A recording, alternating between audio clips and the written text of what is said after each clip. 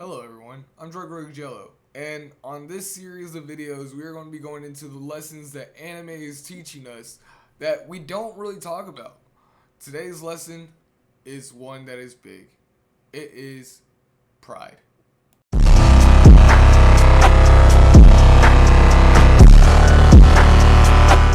Pride. What is pride? Pride, also Latin for superbia, meaning an excessive love of one's greatness, placing themselves above God and others. Unspoken meaning, pride is often considered the most dangerous sin, for it is a denial of reality. It's the belief that one's own way is superior, which presents relationships as transactional. It is a sign of spiritual blindness that inevitably leads to one's fall. So how does anime teach us about pride?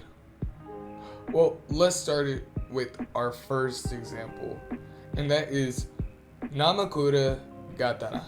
Namakura Gatana. Namakura Gatana came out in 1917. Yes, it's a very old anime, and it is about pride.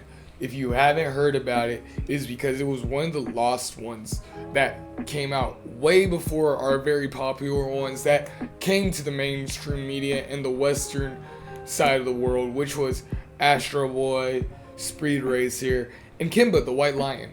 Love all of those. I grew up on some of those myself.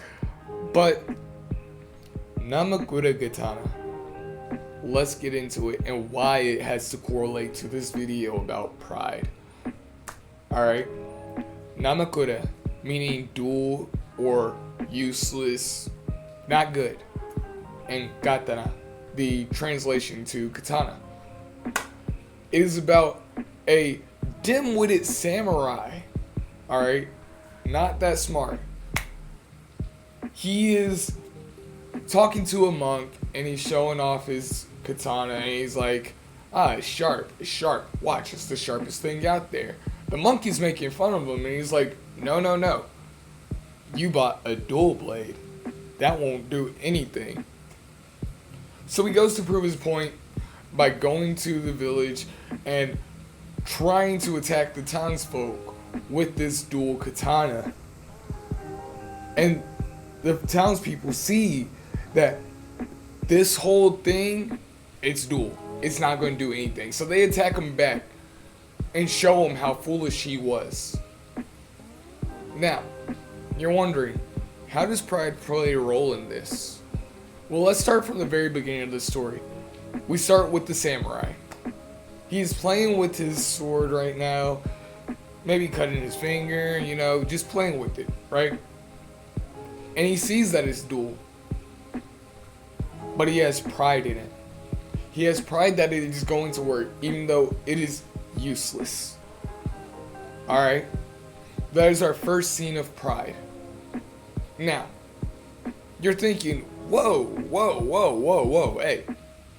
Isn't it alright to have pride in something like a sword? Like, maybe he has pride in it that he can get it fixed. Maybe he has pride in it that it will work once it's better. But the thing is, he never got it fixed.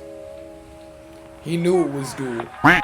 Hey, everybody, I know this is just like a stop mid-video, but I just want to say this real quick, alright? I'm saying dull, alright? With my accent, it sounds like I'm saying dull, like there's a joust going on, but I mean dull, like jagged, rusted, not good at all, alright? Not dual, alright? Just want to let y'all know that. But, back to the video. And he was showing it off because he had the title of a samurai. And samurai in that time were not actually, I would say, the ones that we were actually looking at the whole time on the battles. No, they were the ones on the back lines. They wouldn't get called in till it was necessary, right? Especially because their armor, their weapons, alright? So he was being foolish. The monk told him also, your blade is dual. Okay, that is another form of pride. He's putting too much pride into something that doesn't work. And his pride gets the best of him. And that's when he says, I'll go to the village and I'll show you this works. He starts attacking people.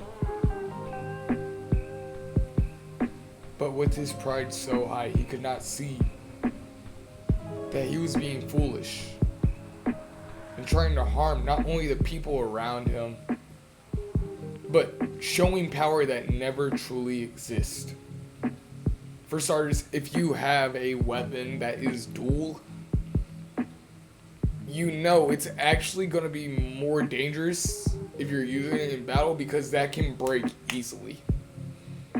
That can damage your own self. You could end up hurting yourself with that dual blade. They tell us in culinary, if your blade is dull, sharpen it, because you can hurt yourself more with the dual blade than a sharp blade. And it's so weird how that works. But his pride got the best of him, to where he got his ass kicked a lot. So, where is the lesson of pride in this story? The lesson of pride is stop putting things that have no use at all to power. Stop giving too much power to things that aren't useful. And that is one way that Namakura Gatana shows us how pride works. We're going to go on to our next one. And our next one is a well-loved character. He is the principal of Saiyans. His name is Vegeta.